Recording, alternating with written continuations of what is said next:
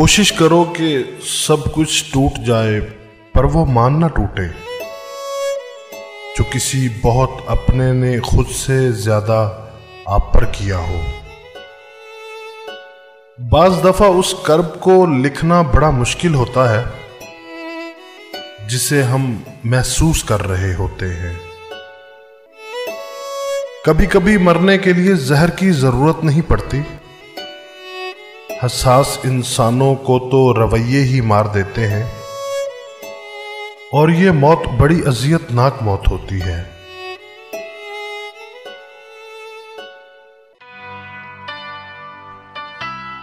आप खुद ही अपने लिए बेहतरीन दिलासा हैं, बेहतरीन दोस्त, बेहतरीन दुनिया और मुश्किल वक्त में बेहतरीन थपकी जो आपको कभी हारने नहीं देती।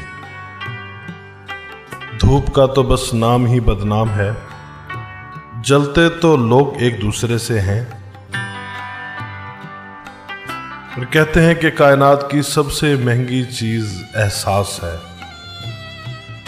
जो दुनिया के हर इंसान के पास नहीं होती।